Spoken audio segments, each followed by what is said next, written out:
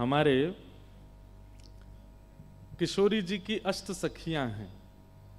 उन अष्ट सखियों में एक सखी हैं, जैसे ललिता जी हैं, विशाखा जी हैं, रंग देवी हैं, तुंग देवी हैं। ऐसे ही एक सखी हैं, उनका नाम है सुदेवी। क्या नाम है? सुदेवी जो हैं, उनका काम है किशोरी जी का श्रृंगार करना, और श्रृंगार में भी पुष्प श्रृंगार में बहुत निपुण हैं श्री सुदेवी जी। बहुत सावधानी से सुनिएगा। अब ये बात जो आपने कही, उसी में ही ये भाव निकल के आया है।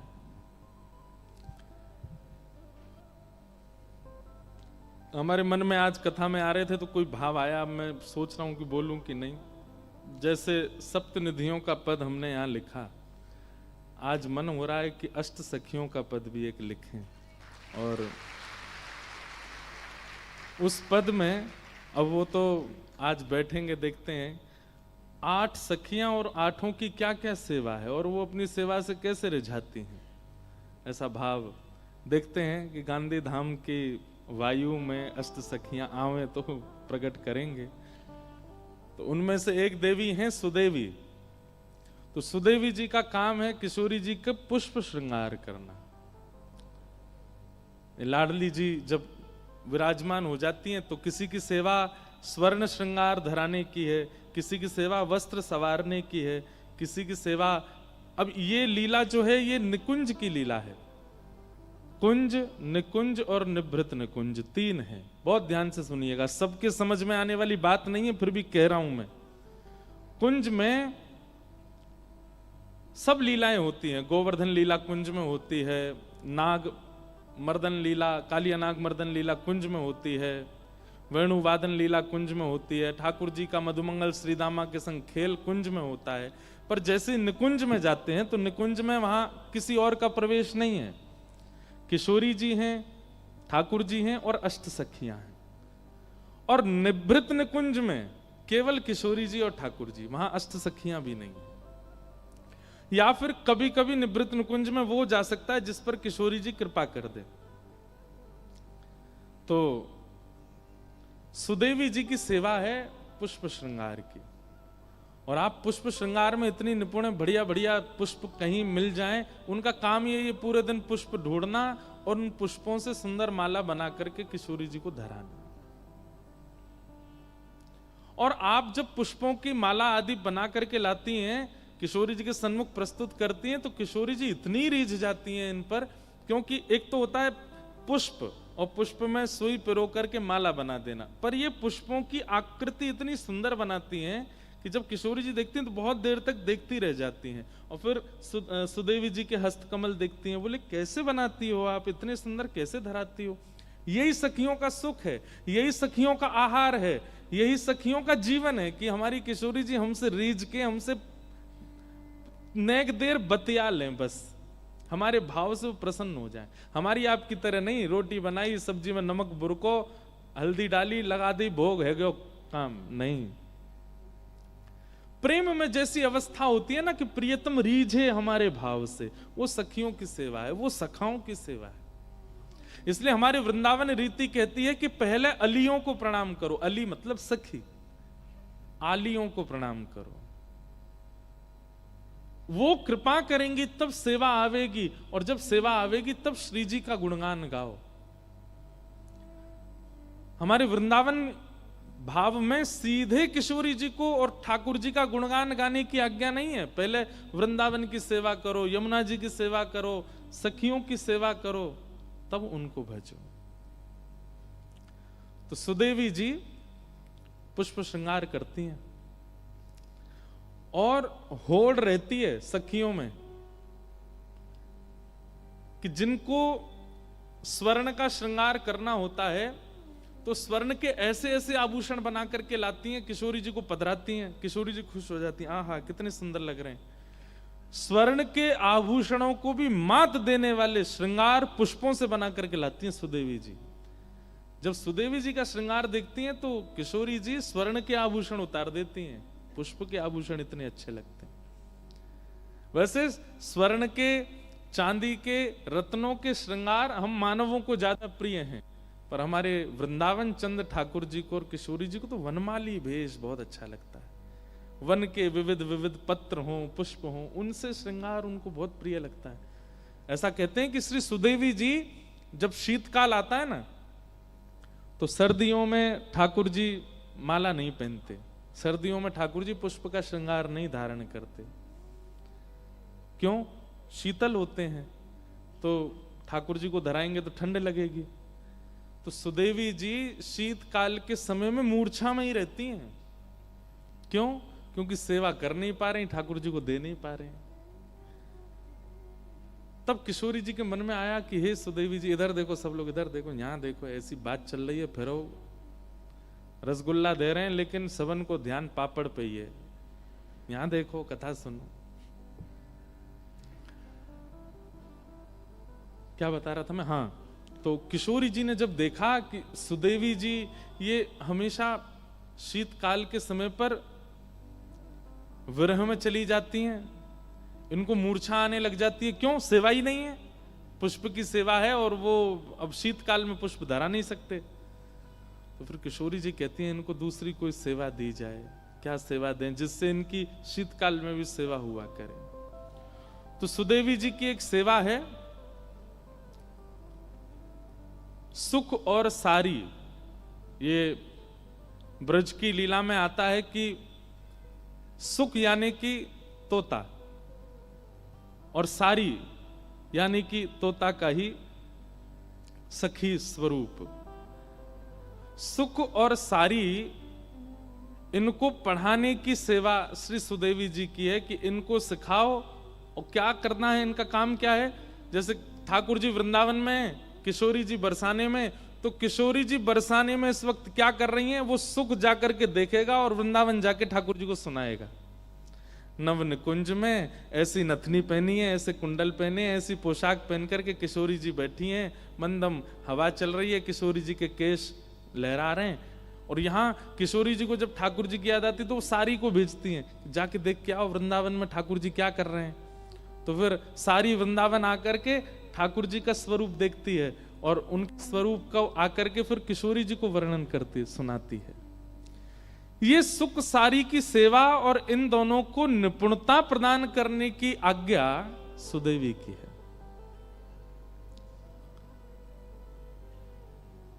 तो जब 6 महीना पुष्प का श्रृंगार नहीं होता तो सुख और सारी को पढ़ाती हैं कि किशोरी जी का अंग कैसे देखना है। ऐसे ये भी तो एक नियम है कि आप स्पष्ट किशोरी जी के सर्वांगीण अंग को नहीं देख सकते, कैसे देखना है, उसके प्रति आपका भाव कैसा होना चाहिए, उसके प्रति विचार कैसे होने चाहिए, वो सब चीजें अनुभव करना ये इनका काम है। और दूसरा, जब निकुंज में दोनों प्रिया प्रियतम मिलते हैं तो उनका मुखोल्लास करने के लिए, उनको सुख देने के लिए सुख और सारी दोनों आमने सामने बैठ जाते हैं और एक दूसरे के बातों का कटाक्ष करते हैं। कैसे? जो अभी हुआ उसी विषय में मैं सुना रहा हूं। जैसे सुख क्या कहेंगे, हमारे श्री कृष्ण तो अंगूर जैसे हैं। तो सारी कहेंगी अंगूर जैसे मतलब ठाकुर जी और किशोरी जी बैठ के सुन रहे हैं और सुख और सारी आपस में संवाद करते हैं। तो सुख कहते हैं हमारे ठाकुर जी तो अंगूर जैसे हैं। तो सारी कहती अंगूर जैसे मतलब, बोले बाहर से भी कोमल, पालो तो भीतर भी रस है, ना गुठली है ना छिलका, पूरे पूरे ग्रहण करवे योग्य हैं, कछु छोड़वे लायक है ना हमारे ठाकुर जी में। हमारे यहाँ एक रसिया गाया जाता है, खातिर कर ले नई गुजरिया रसिया ठाड़ो तेरे द्वार, खातिर कर ले नई गुजरिया रसिया ठाड़ो तेरे द्वार, रसिया ठाड़ो तेरे द्वार। समझ में आ रही है? हाँ या ना कछु तो बोलो। आ रही? पीछे वाले ने समझ में आवे, आगे वाले तो ऐसे ही समझ। खातिर कर ले, खातिर मतलब अरे जैसे घर में मेहमान आता है तो उसके उसको माला पहनाते हैं, उसको ठंडा पानी पिलाते हैं, उसको शरबत देते हैं, चाय नाश्ता कराते हैं, ये खातिर करना होता है। तो हमारे ब्रज में गाते हैं, खातिर कर ले नई गुजरिया रसिया थाड़ो तेरे द्वार, खातिर कर ले नई गुजरिया रसिया ठाड़ो तेरे द्वार। ये रसिया तेरे नित नहीं आवे, ये रसिया तेरे नित नहीं आवे।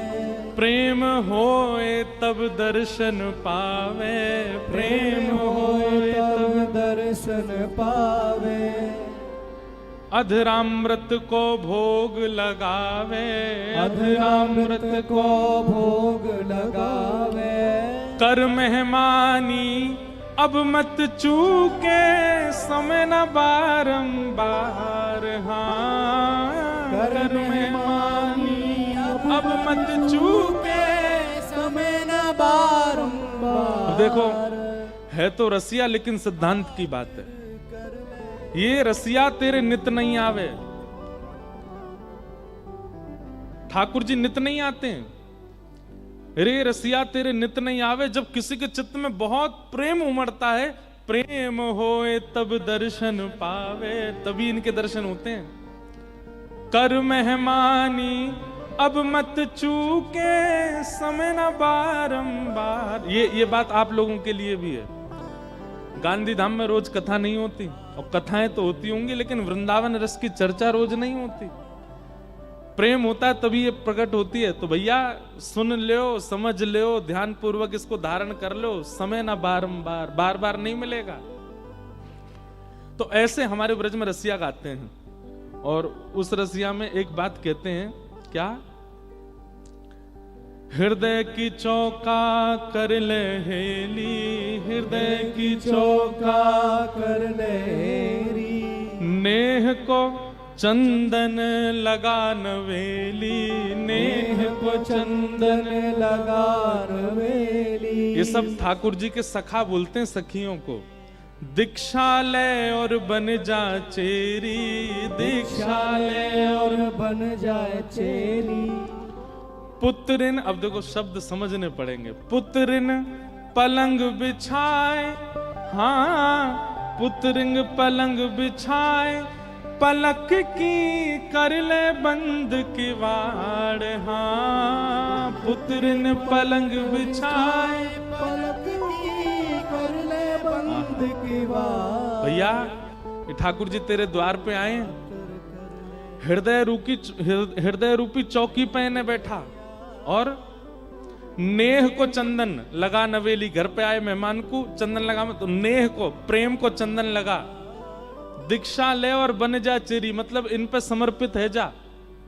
और पुत्रिन पलंग बिछाए, अपने नेत्र रूपी पलंग पे इनको लेटाए के, और अपने पलकन की किवाड़न को बंद कर ले, सदा को अपने नेत्र में न धारण कर ले।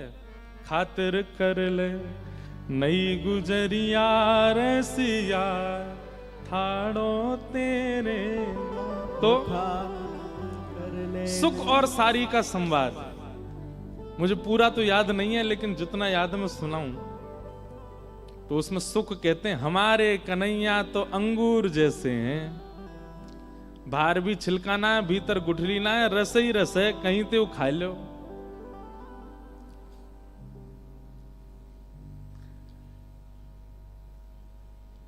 बैठ जाओ भैया, जहां जा कुछ जगह मिले वहीं बैठ जाओ। इतने में अब सारी क्या बोलती हैं? अब सुख ने जो बात कही है सारी को वो काटनी है, तो सारी कहती हैं, बोले देखो एक बात तो सुख तुम्हारी मानेंगे। बोले कहा, लाला तुम्हारो रस्ते भरो भयो, ये बात तो हम मानेंगे, पर जे अंगूर ना है। बोले तो फिर? बोले जी गन्ना है, गन्ना। कौन? गन्ना।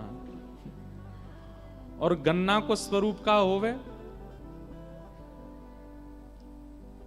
सुन लो भैया, ने कहा जोड़ू तुम्हारे, सुन लियो ने कथा। सुख ने कही हमारे लाला अंगूर हैं, तो सारी कह रही हैं अंगूर नहीं है तो रसयुक्त, पर ये गन्ना है। तो सुख बोले गन्ना कैसे? बोले रस तो इनमें है, लेकिन जब तक इनको मीड़ो नहीं जाएगा तब तक निकरे ना है। या हमारे हम सखीन के हत्ते इनको चढ़ानो पड़े, इनके कान मरोड़ने पड़े, इनकी वंशी चुरानी पड़े, कभी इनको मुकुट चुरानो पड़े, कभी इनकी पीतांबरी लेके भागनो पड़े, जब तक मीड़ोगे नहीं तब तक इनमें ते रस निकलेगो नहीं। या हमारे हमको इनको गारी सुनानी पड़े। ये है सुख सारी का संवाद। अब सुख कहेगा एक बात, सारी उस पर अपना भाव देगी। और अब इतने जैसी आपने ताली बजाई ऐसे किशोरी जी ताली बजाती, वाह वाह वाह, सारी जीत गई हमारी। तो फिर ठाकुर जी कहते हैं ए सुख, नाक कट रही है हमारी, कछु बोल भाई बढ़िया। तो फिर सुख कहे ए सारी, तू जाने ना है, वो तो हमारो लाला बड़ो कृपालु है, हमारो लाला बड़ो भक्त वत्सल है। तुम सबन की गारी, तुम सबन की ओछी वाणी, तुम सबन की हरकत जो है कहा है, काउ दिना अगर पूतना वाले हाथ दिखा दिए ना, हमारे ब्रज में पूतना आई, अघासुर आयो, बकासुर आयो, कालिया नाग आयो, सबन को मार दियो लाला ने। गिरिराज पर्वत उठाई लियो हमारे लाला ने। तू जाने ना है अभी हमारे लाला के बले। जैसे ही कही कि भैया इनने पूतना मारी है, घासुर मारो, धेनुकासुर मारो, और देख पूरे ब्रज में इनको सब राजा की तरह पूजें। यदि ये नहीं होते तो हमारो ब्रज कब को नष्ट हो चुका होता। तब सारी बोलती हैं तेरे लाला ने गिरिराज जी उठाए? बोले हाँ। वो इकन्नी उंगली पे और इकन्नी उंगली के नख पे गिरिराज जी उठाए।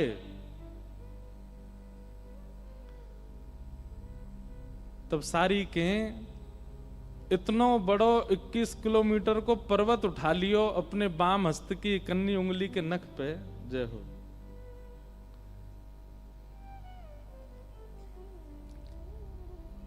हमारे मध्य पूज्य श्री टीकम महाराज जी पधारे हैं, आपको बारंबार प्रणाम। आपका स्थान गोवर्धन बहुत सुंदर है महाराज जी, स्थान का दर्शन करके बहुत आनंद आता है। तो सुख कहते हैं वो हमारे लाला ने गिरिराज जी उठाए, अघासुर, बकासुर, धेनुकासुर कितने बड़े बड़े राक्षस मारे। हमारो लाला नहीं होता तो ब्रजमंडल डूब गए होतो, हमारो लाला नहीं होता तो राक्षसन की चपेट में आके तुम सबरे मर गए होते। और तुम हमारे लाला की ऐसी बात कर रही हो कि गन्ना की तरह मीड़ना पड़े तभी रस निकले। अब किशोरी जी आदि तो ताली बजाती नहीं, सुख जो है वो आपस में ताली बजाते। हाँ बात तो बढ़िया है भैया, सही बात है, लाला नहीं होता तो कैसे ब्रज को रक्षा होती। तो सारी बोली तुम्हारे लाला ने गिरिराज जी उठाए? बोले हाँ, वो 21 किलोमीटर लंबे और बाम हस्त की इकन्नी उंगली के नख पे उठा लिए। तब सारी बोली हाँ वही बात करी हूं, सुन ले मेरी, सुन ले। बोले कहा इतना बड़ा पर्वत उठा लियो, लेकिन हमारी किशोरी जी नेत्र भर के देख लें तो हल्की सी बंसी ना उठाई जाए इन पे।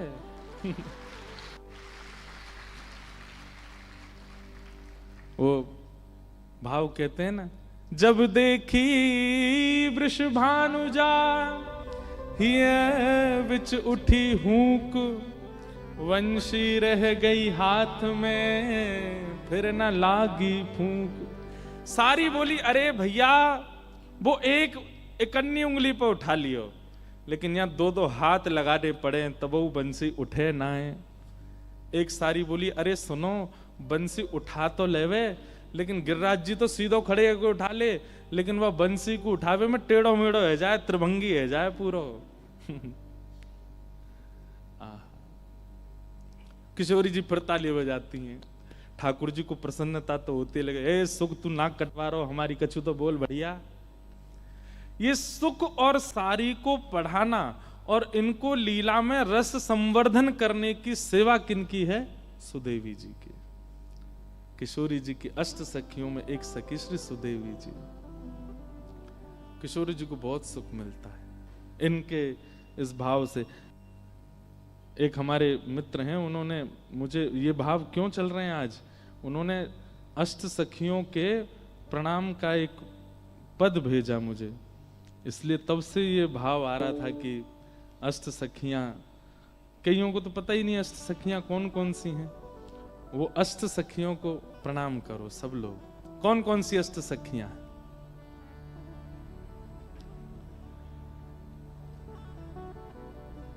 जय जय जय प्रिया अष्ट सहेली, जय जय जय प्रिया अष्ट सहेली, जय जय जय प्रिया अष्ट सहेली,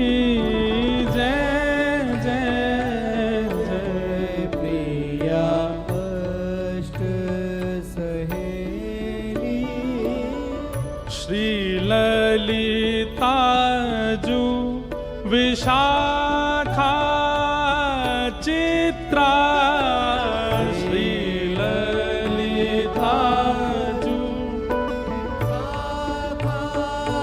चित्रा, सब गाओ। श्री ललिताजु विशाखा चित्रा, श्री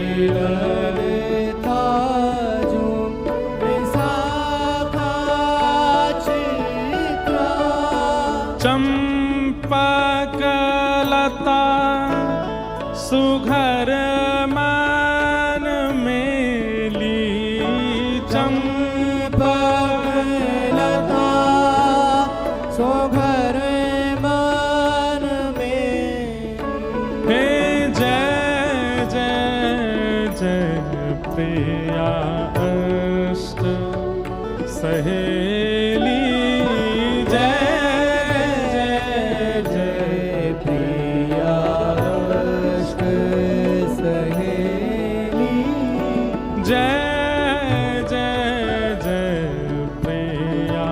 अष्ट सहेली, जय जय प्रिया। आपको एक बात बताएं, ठाकुर जी के श्रृंगार में जाने से पूर्व, भोग की सेवा में जाने से पूर्व, शयन कराने से पूर्व, जलझारी धराने से पूर्व, उत्सव प्रारंभ करने से पूर्व इन अष्ट सखियों को प्रणाम सबको करना चाहिए। जो प्रेम लक्षणा भक्ति करते हैं वो सब इस पद को याद कर लीजिए, नित्य गाया कीजिए। ये अष्ट सखियां कृपा करेंगी, वृंदावन कृपा करेगा, तभी सेवा निपुण हो सकती है। जय जय जय प्रिया अष्ट सहेली,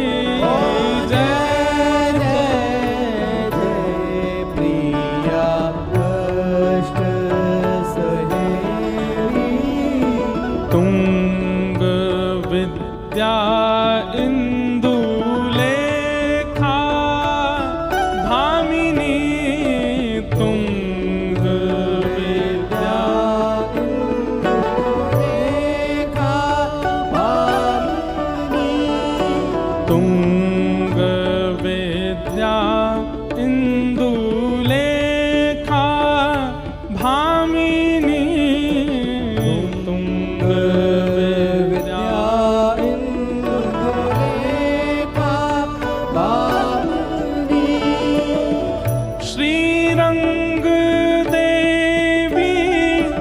सुदेवी नबेली, श्रीरंग देवी सुदेवी नबेली, श्रीरंग देवी सुदेवी नबेली, श्रीरंग देवी सुदेवी,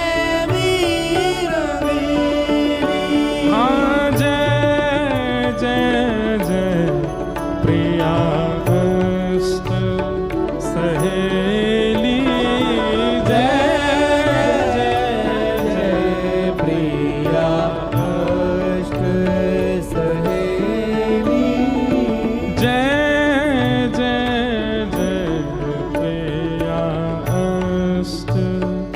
सहेली जय जय जय प्रिया अष्ट सहेली। ये 8 नहीं होती तो कभी वृंदावन की निज लीला का प्रकाश नहीं होता। हमारे ब्रज की भाव ऐसा कहते हैं कि श्री प्रिया प्रियतम अपने सुख के लिए कोई लीला नहीं करते हैं। दर्पण हाथ लिए नंद नंदन किशोरी जी से पूछ रहे हैं तुम सुंदर हो कि मैं सुंदर हो बताओ। अब किशोरी जी कह रही हैं कि आप तो ऐसे हो जैसे अंधियार हो। ये सब लीला किशोरी जी ठाकुर जी एक दूसरे को सुख, वो तो सदा सुख में ही रहते हैं, वो तो सदा आनंद में रहते हैं। ये सब सुख अपनी सखियों को देने के लिए ठाकुर जी लीला करते हैं। अगर अष्ट सखियां नहीं होती तो वृंदावन रस प्रकट नहीं हो पाता। कौन कौन सी हैं? ललिता जी, विशाखा जी, चित्रा जी, चंपकलता जी, तुंग विद्या, इंदुलेखा, रंग देवी और सुदेवी। ये अष्ट सखियां, और ये सब कहां प्रकट हुई हैं? किशोरी जी के और श्री ठाकुर जी के अंग से ही इनका प्रादुर्भाव हुआ। इनकी इच्छा जो होती है ठाकुर जी वैसी लीला करते। एक दिन सुदेवी कानों में पुष्प का श्रृंगार धरा रही थी। पुष्प की श्रृंगार करती थी सुदेवी जी। जैसे ही पुष्प श्रृंगार करने लगी इतने में ठाकुर जी ने वंशी बजाई, और जैसी वंशी बजाई तो किशोरी जी उठ के जाने लगी। तो सुदेवी जी बोली, हे श्यामाजू अभी श्रृंगार पूरा भयो नहीं, आप कहां जा रही हो? किशोरी जी बोली, है तो गयो सब श्रृंगार, मुकुट पहन लियो, गले में धारण कर लिया, हाथन में पम। बोले कर्ण फूल तो धारण करो। किशोरी जी बोली, मेरे कर्ण को आभूषण तो श्याम सुंदर की वंशी है, और वहां के आगे मैं सब त्याग दूंगी, वहां के आगे और कुछ नहीं। तो सुदेवी जी बोली, अच्छा या बैरनी बंसी ने मेरी एक सेवा छीन ली या दारी के बताऊंगी मैं। सो एक दिन ठाकुर जी सो रहे यमुना जी के तट पे, बढ़िया गहरी नींद में सो रहे थे। रात भर सोते तो है नहीं, राज करते हैं, दोपहर में ही सोते हैं। जब गैया चराने जाते हैं तभी ठाकुर जी शयन करते हैं। गहरी नींद में सो रहे हैं, छोटे से ठाकुर जी के थोड़े थोड़े खर्राटे भी आ रहे हैं। इतने में ही सुदेवी गई, और वहां ने जैसे ही देखी ठाकुर जी के लेटे भय, ये वंशी मेरी सेवा में विघ्न डारे। सो ठाकुर जी की खोंच में धरी हुई वंशी धीमे ते निकाल के और चुराई के भाग गई वहां ते, और ले जा करके किशोरी जी के बगल में पधरा दी। किशोरी जी बोली, अरे सुदेवी ये तने कहा कियो? बोले, ये वंशी या की वजह से आज मैं सेवा ना कर पाई आपकी। मैं आपके कानन में पुष्प धरा रही और ये वंशी की धुन सुनते ही आप दौड़ गई वहां पे। लो या यहीं रख लो, और ये जब जब मैं कानन को श्रृंगार करूंगी तब तब वंशी आप ही बजाती रही हूं, ताकि मेरी सेवा पूरी हो। अब ये श्याम सुंदर के पास नहीं रहेगी।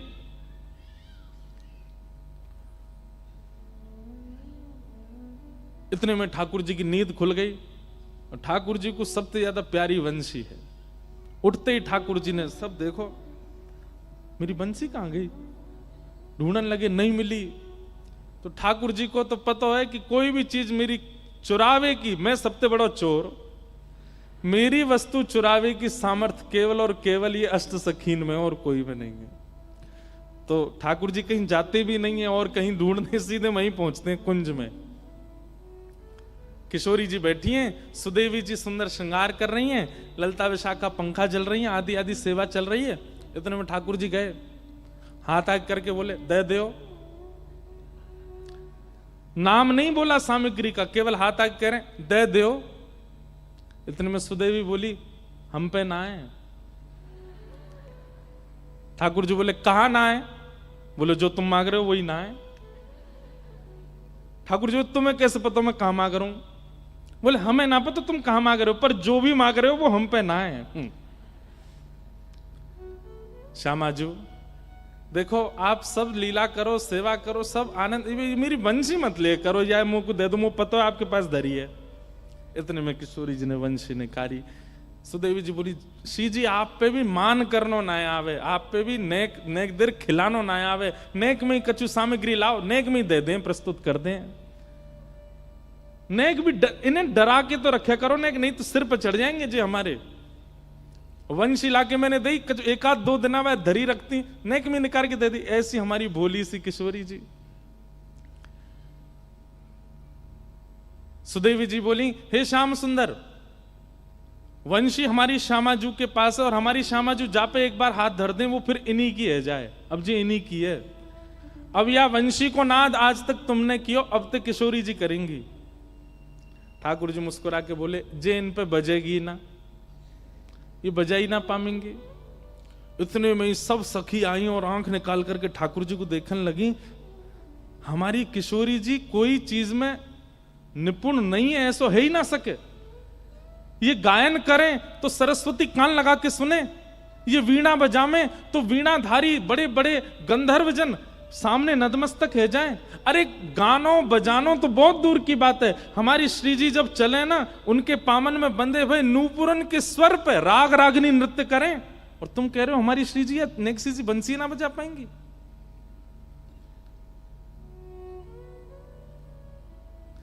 ठाकुर जी बोले, मैं विद्या पे प्रश्न चिन्ह नहीं उठा रहा हूं, किशोरी जी की विद्या पे मेरा कोई आक्षेप नहीं है। मैं तो अपनी वंशी को स्वभाव बता रहा हूं कि वो इन पे नहीं बजेगी।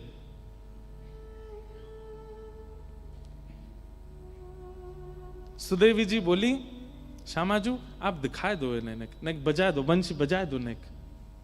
रुको तुम अभी अभी बजा। ठाकुर जी खड़े गए, बजाओ, मैं भी देख रहा हूं, बजाओ। आज अगर ये बज जाए तो मैं भी नंद को लाला नहीं। सुदेवी बोली, ऐसा है सके कि भैया इनने कहीं सौगंध वोगंध दे दी हो। सुदेवी बोली, हरी पत्ती सामने कसम उतारी राम ने। हरी वंशी तो पे जितनी कसम चढ़ी है सब उतर गई आज, तो को बजनो ही है आज, किशोरी जी बजाएंगी। ठाकुर जी खड़े बोले, मैं हूं देखूं। अरे भैया कोई सौगंध नहीं है, कछु नहीं है, फिर भी बजा जाएंगे। किशोरी जी ने जैसे अधर पर वंशी धारण करी, और वंशी धारण करके अपने कोमल मुखमंडल से जैसे ही प्राण पिरोए, नहीं बची। किशोरी जी ने सबरी उंगली फेर ली, लेकिन वंशी नहीं बची। ये दृश्य देख करके ललिता विशाखा सब आश्चर्यचकित है गई। हे श्यामाजू, ऐसा कौन सा साज है, ऐसा कौन सा वाद्य है? अरे हमारी किशोरी जी को इतना श्रम भी ना करना पड़े। अरे अधर पर धारण हेती वंशी अपने आप स्वतः बजने लग जाए, हाथन में आती वीणा अपने आप स्वर प्रकट करने लगे, और ये वंशी बज नहीं रही है। ठाकुर जी सामने खड़े खड़े मुस्कुरा रहे हैं। ये सुदेवी बहुत देर रही, खड़े खड़े एक सिंहासन लगा, मैं बैठूं देखूं, ने कहा देर तो आनंद करूं। ठाकुर जी ने खूब आज आनंद कर रहे हैं, किशोरी जी नहीं बजा पाए। सब ने प्रयास कर लिए, लेकिन अंत में ठाकुर जी बोले, अब वापस दे दो, जो वस्तु आपसे बजी ही नहीं रही है, आपके प्रयोग की नहीं है, वह वो दे दो। अंत में किशोरी जी बोली, सुदेवी देते हो। और सुदेवी जी ले जाकर के वंशी ठाकुर जी को दे। जैसे ठाकुर जी ने अधर पर धारण करी और कोमल उंगलियों से छिद्रों को आच्छादित किया, बज उठी वंशी। आज पहली बार ऐसा हुआ कि वंशी नाद सुन करके गोपियों को, इन सखियों को आनंद नहीं क्रोध आ रहा है। और ललिता विशाखा बोली, पकड़ लियो, छीन लियो या बांसुरी को, और लेकर के अपने पामन ते तोड़ दो, चूर चूर कर दो, जमुना जी में बहा दो। अरे अरे बैरणी, अरे तू भी कृष्ण की तरह छली कपटी है गई है, किशोरी जी की सेवा में आई तो बज नहीं रही है, वहां जाके बजन लगी। ठाकुर जी ने हृदय से लगा लियो, मेरी वंशी को दोष मत दो, तो किशोरी जी के हाथ में क्यों नहीं बजी? ठाकुर जी बोले, ये स्वर से ना बजे, ये फूंक से ना बजे, ये तो भाव से बजे। और या को मतलब ये नहीं है कि किशोरी जी में भाव नहीं है, ताली मत बजाइयो भैया, हाथ जोड़ू तुम्हारे। गलत अर्थ मत लगाओ।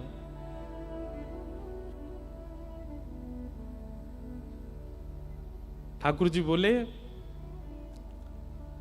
मेरी वंशी जो है ना, वो अनन्य भक्त है। कौन है? जोर से बोलो, कौन है? अनन्य भक्त। अनन्य भक्त मतलब न अन्य इति अनन्य, जो एक का होकर के सदा एक का ही रहे उसको अनन्य कहते हैं। और मेरी वंशी अनन्य है। हे श्यामाजू, आप जब वंशी धारण करके बजा रही तो मन में कहा विचार कर रही? बोले मैं तो आपको विचार कर रही। बोले वही तो बात है। और मेरी वंशी मेरी सेविका नहीं, वो तो आपकी आराधना करे, वो तो आपकी सेविका है। जब तक आपका भाव बजाने वाले के चित्त में नहीं आएगा, आपका विरह बजाने वाले के चित्त में नहीं आएगा, आपके प्रति प्रेम बजाने वाले के चित्त में नहीं आएगा, तब तक नहीं बजेगी। आपको अपनों ही ध्यान करना पड़ेगा तब वंशी बजेगी, ऐसे नहीं बजेगी। मेरी वंशी अनन्या है। या हमारी ये मुंह से ही बजे क्योंकि मैं आपको ध्यान करूं, मैं आपको चिंतन करूं, और आप मेरो चिंतन कर रही हो। मेरो चिंतन करोगे कैसे बजेगी? समझ में आई बात? ये तो आपकी सेवा में रहवे। आप मेरी सेवा या से कराओगी तो ये अनन्यता त्यागती नहीं है मेरी वंशी, ये तो आपकी है।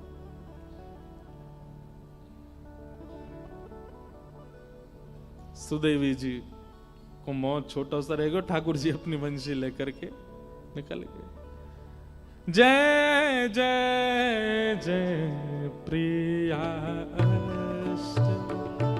सहेली, जय जय जय प्रिया अष्ट सहेली, एक एक की अष्ट अष्ट आली, एक एक की अष्ट अष्ट आली। क्या समझे?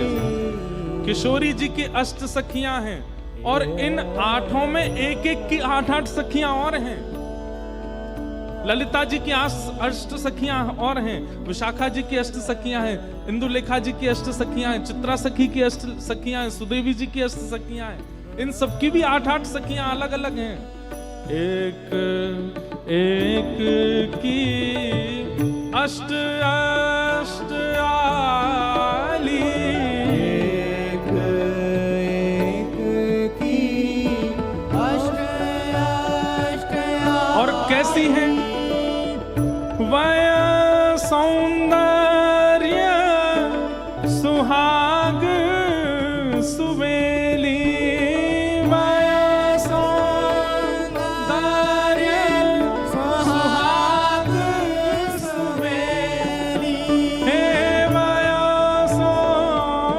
सौंदर्य सुहाग सुवेली, वय सौंदर्य सुहाग सुवेली। मतलब अगर ब्रह्मलोक इंद्रलोक की अप्सराएं जो सबसे सुंदर हैं, वे सुंदरता अगर कहती हैं तो उस सुंदरता की सिंधु हैं। इतनी सुंदर हैं ये अष्ट सखियां। वय सौंदर्य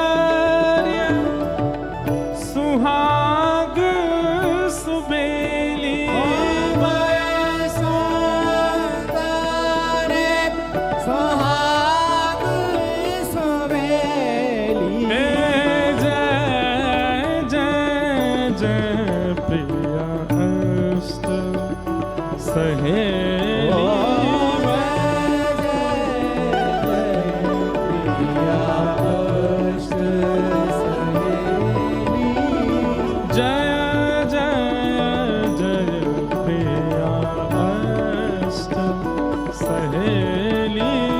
जय जय जय प्रिया अष्ट सहेली।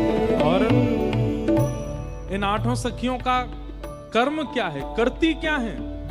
सेवा तत्पर लाल लढ़ेती, सेवा तत्पर लाल लढ़ेती। अब इतनी सेवा में तत्परता शायद और कहीं नहीं हो सकती। किशोरी जी का श्रृंगार किया है ठाकुर जी ने, आज पत्रावली ठाकुर जी ने बनाई है, केश ठाकुर जी ने गूंथे हैं, किशोरी जी के नेत्रन में काजल ठाकुर जी ने पधरायो है। और जैसे ही ठाकुर जी किशोरी जी को दर्पण दिखाते हैं, हे श्यामाजू ने देखो कैसी लग रही हो, तो और दिन तो अपना रूप देखती हैं, लेकिन ठाकुर जी ने श्रृंगार किया है, इसलिए अपने रूप पर इतनी मोहित हो गई, इतनी मोहित हो गई किशोरी जी कि अपने रूप को अपलक नेत्रों से देख रही हैं। और रूप में जो एक एक श्रृंगार है ना, उसको इतने ध्यान से देख रही हैं। ये जो काजल हैं, ये श्याम सुंदर ने अपने हाथन से लगाए हैं। ये जो मुख पे लालिमा है, ये श्याम सुंदर ने पधराई है। ये केश श्याम सुंदर ने गूंथे हैं। ये कानन में कर्णफूल श्याम सुंदर तोड़ करके लाके लगाए हैं। इतनी आतुर है गई कि आज पूरा दिन व्यतीत है गया अपने मुख को देखते देखते। तो दर्पण में जो स्वरूप था, उस स्वरूप से रहा नहीं गया। किशोरी जी कहने लगी, हे ललिते तुम कितनी सुंदर हो। इतने में ही दर्पण का किशोरी जी का प्रतिबिंब ही प्रकट हो गया और श्री ललिता जी के रूप में व्यवस्थित हो गया। श्री ललिता जी के रूप में वो आ गया। श्री ललिता जी हैं। अब सोचो, एक तो होता है सेवा में सुख का ध्यान रखना, पर सेवा में अपना प्रतिबिंब ही प्रिय लग जाए तो वो प्रतिबिंब भी अपने आप को रोक ना पाए कि मैं इनको प्रिय लग गया हूं, मैं इस कांच में कैसे टिक सकता हूं। तुरंत निकल करके ललिता जी के रूप में प्रकट हो गई। ये हैं सखियां। हाँ सेवा तत्पर लाल लढ़े दी, सेवा तत्पर लाल लढ़े दी, निरखत नित्य निकुंज की केली, निरखत नित्य निकुंज निकेली। हे जय जय जय प्रिया अष्ट सहेली, जय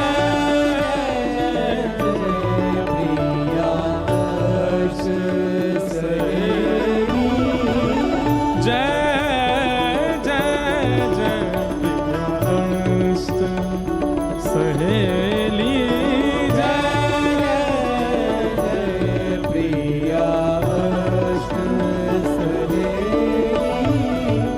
सरस माधुरी शरण तिहारी,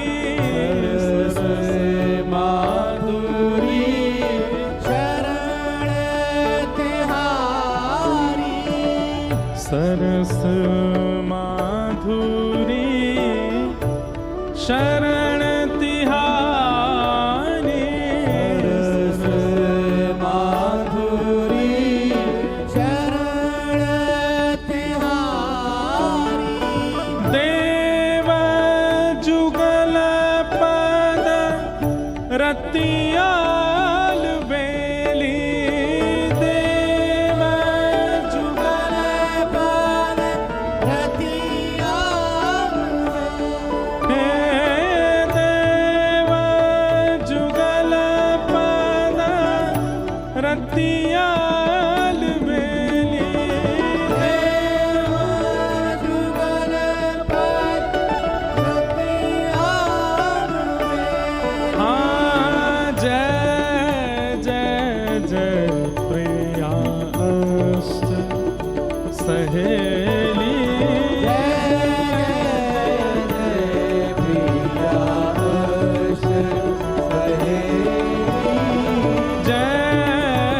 जय जय प्रिया अष्ट सहेली, जय जय जय प्रिया, जय जय प्रिया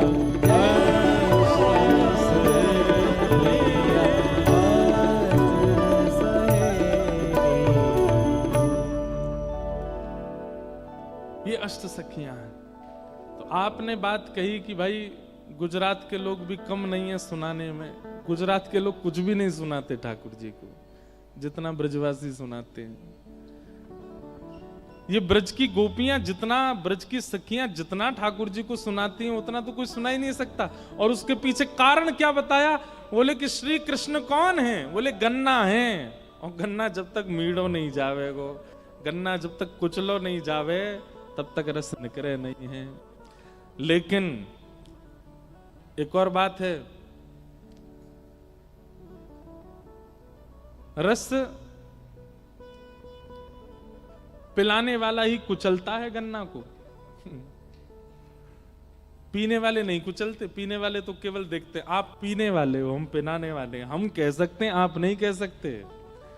कहीं हमारी तरह आप द्वारिकाधीश को जाकर के कुछ ताने दोगे तो महाराज सुदर्शन चक्र है हाथ में, पीछे पड़ जाएगा। मैं एक बात कथा में कहा करता हूं कि जिसने अतीत में प्रेम दिया हो उसको क्रोध करने का अधिकार होता है। जिसने अतीत में प्रेम दिया हो उसको लड़ने का अधिकार होता है, उसको झगड़ने का अधिकार होता है। पर जिसने प्रेम ही नहीं दिया वो अगर लड़ने आ जाए तो वो विवादित वार्ता होती है, वो विवाद हो जाता है, उस पर केस चल जाता है, वो प्रसंग फिर स्वीकार्य नहीं होता। पधारो, हमारे कीर्तिदान जी आए हैं, खूब आनंद है।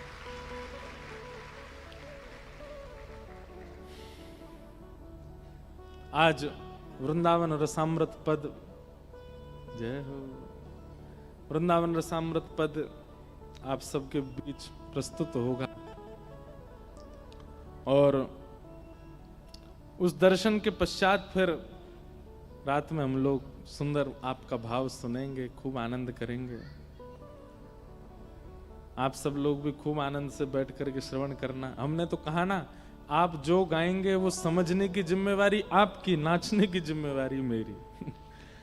हमको कई बार शब्द भले ही समझ में ना आते हो पर भाव बहुत अच्छा लगता है।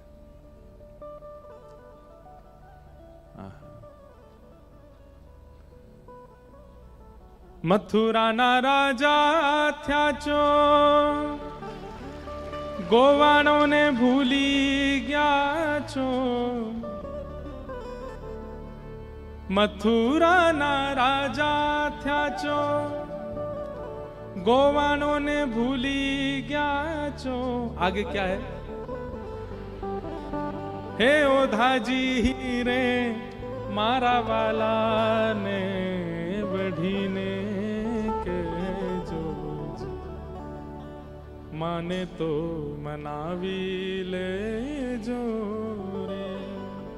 हे ओधाजी रे मारा वाला ने बढ़ी ने के जो। कल रात में आप बैठ के सुना रहे थे, अभी मैं दूसरे पक्ष में जा चुका हूं। कथा निकुंज पक्ष की चल रही है, उस पक्ष में जाना नहीं है मुझे। लेकिन कल रात में आप ऐसे भाव सुना करके गए। एक बात आप कह रहे थे कि महाराज जी विरह तो गुजरात में ही प्रकट हुआ ठाकुर जी का, क्योंकि अभाव जहां होता है विरह वहीं प्रकट होता है। वृंदावन में तो सब मिल गया ना ठाकुर जी को। वृंदावन में तो प्रेम प्राप्त हुआ, गोपियां प्राप्त हुई, यशोदा मैया, नंद बाबा सब प्राप्त हुए। लेकिन द्वारिका में तो सबका अभाव है, इसलिए अभाव में ही प्रेम प्रकट होता है। कई लोग कहते हैं महाराज जी हमको बहुत विरह होता है। अरे ठाकुर जी से ज्यादा विरह नहीं हुआ होगा, श्री कृष्ण से ज्यादा विरह नहीं हुआ होगा जितने विरह में हमारे ठाकुर जी रहे हैं। हमारे नंदलाल जी भी बैठे हैं, ये तो आपके कच्छ के ही हैं, गांधीधाम के पास के। इन्होंने एक बहुत सुंदर वो बरसाने की छोरी करके इशारों बुलाए, उसका इन्होंने ठाकुर जी का वर्जन निकाला है। बहुत अच्छा, मैंने सुना, खूब बढ़िया लग रहा था।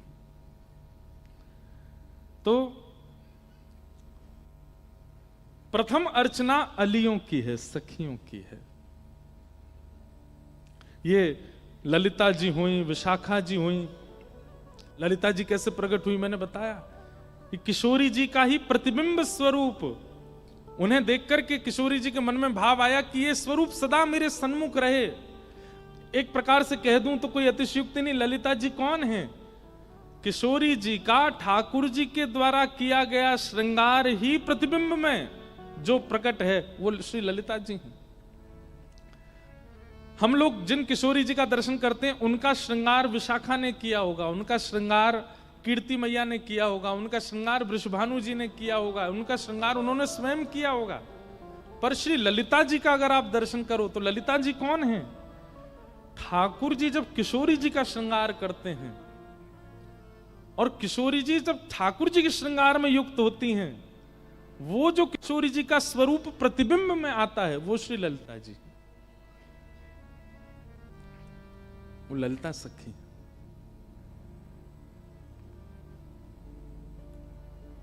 हम ठाकुर जी को प्रतिबिंब दिखाते हैं। जब लाल जी की सेवा होती है, आरती होती है, तो ठाकुर जी के आगे प्रतिबिंब दिखाया जाता है। प्रतिबिंब दिखाने का तात्पर्य क्या होता है कि ठाकुर जी का जो प्रतिबिंब स्वरूप है वो किशोरी जी हैं। देखो बहुत ध्यान से सुनिएगा। लोग बाग कहते हैं, और कई आपके गुजरात के लोग भी कह सकते हैं, बोले ठाकुर जी ने प्रेम श्री किशोरी जी से किया तो फिर विवाह रुक्मिणी जी से क्यों? एक बात कह दें, विवाह उससे किया जाता है जो हमेशा हमसे अलग था, उसको अपना बनाया जाता है। पर जो हमारा ही है, जो हम ही हैं, अपनाया उसको जाता है जो हमसे विलग है, और जो हम में ही है, हम ही हैं, उसको अपनाने की कोई रिचुअल नहीं किया जाता। जो अपना ही है, जो हम ही हैं, उसके लिए कोई व्यवस्था नहीं की जाती है, सप्त फेरों की आवश्यकता नहीं है, उसके लिए कुछ विवाह का ये पूरा प्रकरण करने की आवश्यकता नहीं है। ये तो उसके लिए आवश्यक है जो अपना नहीं है। ठाकुर जी ने 16,108 विवाह किए, उनसे किए जो उनकी नहीं थी। हम ठाकुर जी के नहीं हैं, हमको स्वीकार करेंगे तो यह भी एक विवाह है। हम अभी ठाकुर जी के हम प्रयास करते हैं कि वो हमें प्रेम करें, हमें स्वीकार करें, क्योंकि हम उनके नहीं हैं। पर किशोरी जी वो तो नित्य श्याम सुंदर की हैं, कोई विलग नहीं है। कथा आती है कि भगवान एक दंपति को वचन दे चुके थे कि मैं तुम्हारे यहां पुत्र बनकर के आऊंगा। वो दंपति ही वसुदेव देवकी थे। तभी ब्रह्मा जी के यहां 2 दंपति सेवा करते थे। उनकी सेवा से ब्रह्मा जी प्रसन्न हो गए। तो ब्रह्मा जी ने कहा वरदान मांगो, क्या चाहिए? बोले आपके इष्ट जो नारायण हैं ये हमारे यहां पुत्र बन करके आए हैं। ब्रह्मा जी बोले ठीक है, मैं ठाकुर जी से बात करूंगा। बोले बात नहीं, पहले हमें वचन दो। तो ब्रह्मा जी ने वचन दिया, कोई बड़ी बात नहीं, ठाकुर जी तुम्हारे यहां पुत्र बन के आएंगे। ब्रह्मा जी ठाकुर जी के पास गए, बोले भगवान मेरे ब्रह्मलोक में 2 दंपति सेवा में हैं, उनकी एक ही इच्छा है कि आप उनके यहां पुत्र बन के जाओ। ठाकुर जी बोले कैसे संभव होगा, हम तो द्वापर में एक माता पिता चुन चुके अपने, 2 जन्म नहीं ले सकते। ब्रह्मा जी बोले हमारी इच्छा पूरी करनी पर मैं उनको वचन दिया है। तब ठाकुर जी ने कहा ठीक है, हम जन्म लेंगे देवकी वसुदेव के यहाँ, और फिर आपके जो सेवादार हैं वे नंद यशोदा के रूप में आएंगे, और 11 वर्ष 56 दिन के लिए हम उनके पुत्र बनने के लिए जाएंगे। पर जब तक पृथ्वी पर सूर्य चंद्र की किरण है तब तक सब नंद यशोदा के पुत्र ही कहेंगे। भले हम 11 वर्ष रहें पर उन पर कृपा इतनी होगी कि पुत्र उनका ही कहा जाएगा। जन्मेंगे कहीं, पलेंगे उनके पास। ब्रह्मा जी भी सोच में पड़ गए, लीला कैसे करोगे? ठाकुर जी बोले वो हम करेंगे, व्यवस्था जैसे भी होगी। ध्यान से सुनिएगा। 2 जगह ठाकुर जी ऑलरेडी कह चुके हैं कि मैं पुत्र बनूंगा। तभी भगवान का हुआ मोहिनी अवतार, और उस मोहिनी रूप को देख करके सब मोहित हो गए। कहां तक कहें, बड़े बड़े देवताओं के चित्त में भी ऐसी भावना आ गई कि इनसे हमारा ब्याह हो जाए। लेकिन एकमात्र सूर्य देव ऐसे थे जो ठाकुर जी पर मोहित नहीं हुए। मोहिनी रूप देख करके सूर्यदेव के मन में आया, ऐसी पत्नी नहीं, ऐसी पुत्री हो, इतनी सुंदर मेरी पुत्री हो, उसका मैं कन्यादान करूं, ये सौभाग्य मुझे मिले। तो मोहिनी जब भगवान बन के प्रकट हुए तो देवताओं के पास जब जाते थे तो देवता कहते हमसे ब्याह कर लो। ठाकुर जी कहते दारी के ब्रह्मा विष्णु हूं मैं, मेरा रूप नहीं पहचानना है। लेकिन जब सूर्य के पास गए तो सूर्य क्या कहते हैं, मेरी पुत्री बन जाइए। तो मोहिनी भी स्तब्ध हो गए। ठाकुर जी बोले और किसी की बात में मुझे प्रियता नहीं लगी, लेकिन सूर्य हम आपके इस भाव से बहुत प्रसन्न हैं। बोले मेरी परम इच्छा है कि मैं आप जैसी पुत्री को गोद में खिलाऊं, उसका पालन करूं, उसको अपनी पुत्री कहूं, वो मुझे अपना पिता कहे, ये सौभाग्य मुझको दीजिए नाथ। ठाकुर जी बोले द्वापर युग आ रहा है, हम 2 माता पिता तो चुन चुके हैं, लेकिन आप हमको पुत्री रूप में चाहते हो, इसलिए मेरी ही आह्लादनी शक्ति, मेरा ही प्रतिबिंब स्वरूप वो आपके यहां पुत्री बनकर के आएगा। और सूर्य ही वृषभानु बने और ठाकुर जी का प्रतिबिंब किशोरी जी बनकर के प्रकट हुआ, श्री राधा रानी के रूप में प्रकट हुआ। किशोरी जी विलग नहीं है ठाकुर जी से। ठाकुर जी जब एक बात कहें, हम सबको अपना प्रतिबिंब का स्वरूप सबसे अच्छा लगता है। दुनिया में अगर पूछा जाए कि हमारी सबसे प्रिय वस्तु क्या है, तो जब हम खुद को दर्पण में देखते हैं, प्रतिबिंब में देखते हैं, हमको बहुत अच्छा लगता है। और प्रतिबिंब में देखते ही हमारा हाथ जाएगा, यूं करेंगे, यूं करेंगे, बढ़िया। जब तक प्रतिबिंब हमको पास नहीं करता, हम अपनी पत्नी के सामने भी नहीं जाते, हम पति के सामने भी नहीं जाते, हम कमरे से बाहर ही नहीं निकलते। सबसे पहले हमारे श्रृंगार को देखने का अधिकार केवल प्रतिबिंब का है। इतना प्रेम हम अपने प्रतिबिंब से करते हैं। वही प्रतिबिंब किशोरी जी हैं। तो उनके साथ ठाकुर जी का जो संबंध है, जो लीला है, जो क्रिया है, उस पर इतना संशय क्यों? ठाकुर जी का प्रतिबिंब है। इसलिए ठाकुर जी की, हमारे गिरधर लाल जी की जब आरती होती है, आरती से पहले ठाकुर जी को आरसी दिखाते हैं। तो आरसी में ठाकुर जी जब खुद को देखते हैं, वो किशोरी जी हैं। और फिर किशोरी जी को देख करके ठाकुर जी अर्चक से कहते हैं, अब नेक तू भी देख। तो फिर हम ऐसे देखते हैं, तो हम कहते हैं हाँ लाल जी खूब सुंदर लगे। और दूसरा भाव यह है कि स्वरूप जो है वो ठाकुर जी हैं, और स्वरूप पर जो श्रृंगार है वो किशोरी जी हैं। पाग है, कुंडल है, नथबेसर है, गले के माला है, हाथ के कड़ूला है, पामन के पाजेब हैं, बाजूबंद है, ये सब किशोरी जी हैं। तो ठाकुर जी अपने ऊपर किशोरी जी कितनी प्रभाव में आई है, ये देखते हैं। किशोरी जी जब प्रतिबिंब देखती हैं तो आप कहोगे तो किशोरी जी किसको देखती हैं? ठाकुर जी को? नहीं, ठाकुर जी का प्रतिबिंब किशोरी जी, और किशोरी जी का प्रतिबिंब श्री ललिता जी। ललिता जी कौन है? अष्ट सखियों में प्रथम सखी, ये किशोरी जी का प्रतिबिंब है। लेकिन कौन सा प्रतिबिंब? बहुत ध्यान से सुनने, आज तो हम निकुंज में ही चले गए, हमको क्षमा कर दो आप। कौन सा स्वरूप? ठाकुर जी के द्वारा सजाया गया किशोरी जी का स्वरूप। और किसी के द्वारा सेवा किशोरी जी की हुई है, वो प्रतिबिंब जब किशोरी जी देखती हैं तो वो किशोरी जी खुद को ही देखती हैं। लेकिन जब श्रृंगार ठाकुर जी करते हैं और उस समय जब प्रतिबिंब किशोरी जी देखती हैं, वो जो स्वरूप है वो ललिता जी, वो श्री ललिता जी।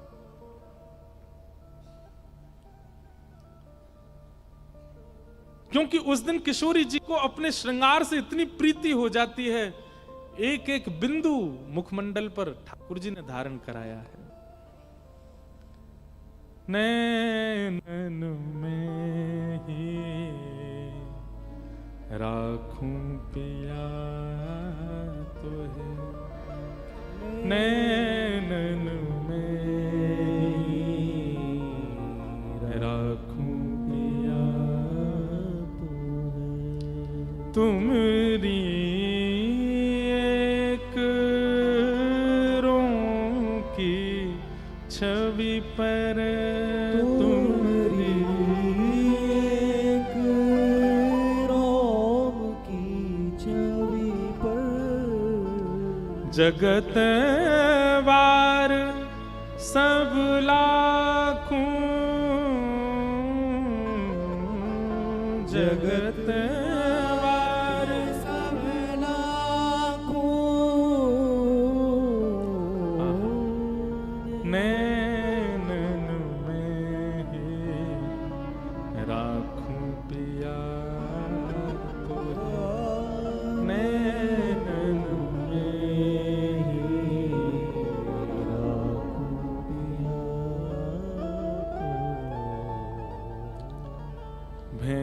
भेंटूंगी अंग सकल सांवल को, भेंटूंगी अंग सकल सावर अधर सुधारस चाखूं, अधर सोदारस जाकूं,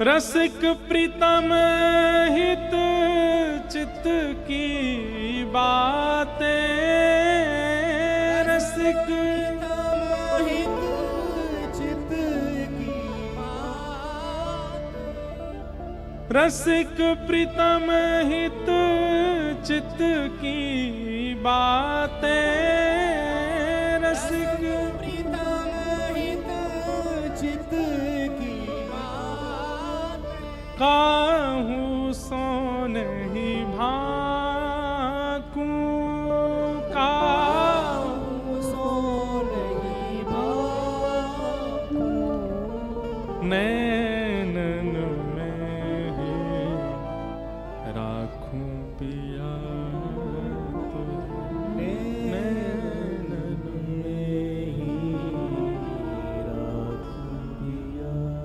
तो ठाकुर जी के द्वारा किया गया किशोरी जी का जो श्रृंगार है, वही श्रृंगार जब प्रतिबिंब में किशोरी जी देखती हैं तो प्रतिबिंब में जो स्वरूप दिखता है वही ललिता जी के रूप में प्रकट होता है। श्री विशाखा जी वो किशोरी जी का हास्य स्वरूप है। जब ये अष्ट सखियां कुछ विलग नहीं है, किशोरी जी के ही अलग अलग अंग की प्रतिभा, अलग अलग अंग की शोभा, अलग अलग उनकी मुद्रा ही इन स्वरूपों में प्रकट हो जाती है। और निकुंज में लीला विस्तृत हो, लीला प्रवाहित हो, उसकी जिम्मेवारी इनकी होती है कि लीला होती रहे निकुंज में।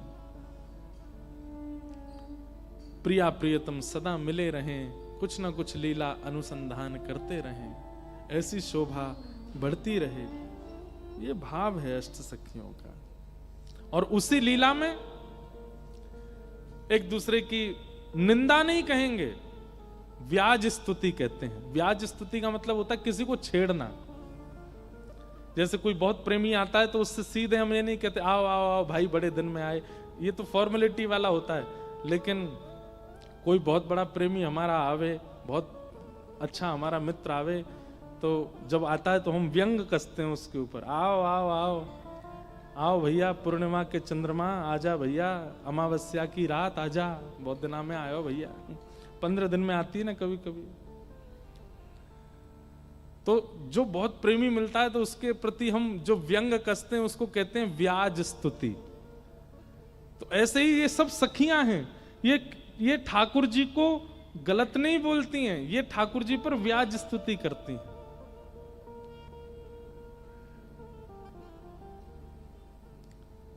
ये त्रिभंग लली जो ठाकुर जी का नाम है, ये कोई अच्छा संबोधन थोड़ी है। इसका मतलब क्या है? 3 जगह से जो भंग हैं, 3 जगह से जिनका शरीर टूटा हुआ है, उनको कहते हैं। लेकिन ये नाम रखा है गोपियों ने, आइए त्रिभंगी जी आइए। ठाकुर जी जब आते हैं, क्यों बोले टेढ़े मेढ़े से खड़े रहते हैं, सीधे इन पर खड़ा हुआ नहीं जाता। एक पद गाते हैं हमारे रास में, रास में चल श्यामा प्यारी, बाट सब देखें ब्रज नारी। रास में चल श्यामा प्यारी, बाट सब देखे ब्रज नारी। रास में चल श्यामा प्यारी, बाट सब देखे ब्रज नारी। रास में चल श्यामा प्यारी, बाट सब देखे ब्रज नारी। रास में चल श्यामा प्यारी, बाट सब देखे ब्रज नारी। रास में चल श्यामा प्यारी, बाट सब देखे ब्रज नारी। शरद की छाई उजियारी, चलो पिया नटवर गिरधारी। शरद की छाई उजियारी, चलो पिया नटवर गिरधारी। तो इस पद में एक भाव कहते हैं, ठाकुर जी कुछ कह रहे थे। ठाकुर जी किशोरी जी से कह रहे थे कि हे किशोरी जी, चंद्रमा क्या दिखा रही हो? मेरी दृष्टि तो आप पे पड़ी है, आपके अलावा मुझको कोई चंद्रमा नहीं दिख रहा है। चंद्र चांदनी के सहित नभ चढ़ करत पयान। ध्यान से सुनना, किशोरी जी कह रही हैं, हे श्याम सुंदर, आज चंद्रमा कितना सुंदर लग रहा है। पर ठाकुर जी क्या कहते हैं? श्री राधा मुख देख के मैं भूलो सबही गुमान। हे किशोरी जी, चंद्रमा क्या देखना, जब आपका मुखमंडल दिख रहा हो, आप जैसी सुंदरता दिख रही हो, तो फिर चंद्रमा कहां सुंदर लगता है? तो किशोरी जी कहती हैं, बात बनानो तो कोई तुमसे सीखे, ऐसी ऐसी बात बना के लामेंगे। तब किशोरी जी कहती हैं, सहज टेढ़ बतरान में टेढ़ो है तेरो अंग।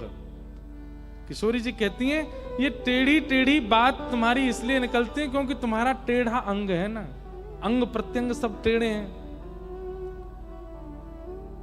ठाकुर जी कहते हैं, हे श्यामाजू, मैं जन्म ते टेढ़ो ना हूं।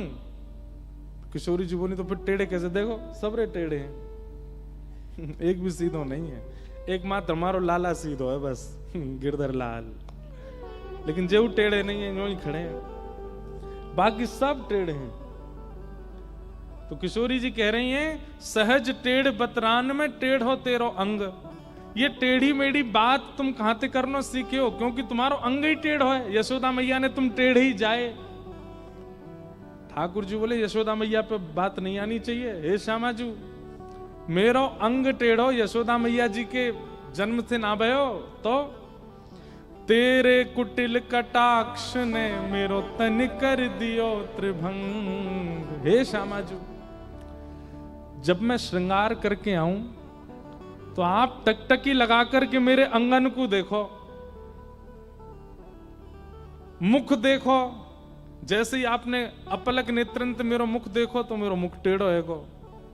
फिर मेरी पतरी सी कमर देखी तो मेरी कमर टेढ़ी है गई, मेरे चरण देखे तो जो टेढ़े है गए। हे श्यामाजू, मैं तो सीधो हूं, लेकिन तुम्हारे कुटिल कटाक्ष नेत्रन ने मेरो तंत्र भंग कर दियो। तेरे कुटिल कटाक्ष ने मेरो तन कर दियो त्रिभंग। बंक मुरली की बलिहारी, चलो पिया नटवर गिरधारी। रास में चल श्यामा प्यारी, बाट सब देखे ब्रज नारी। ऐसे ठाकुर जी की मधुर लीला है।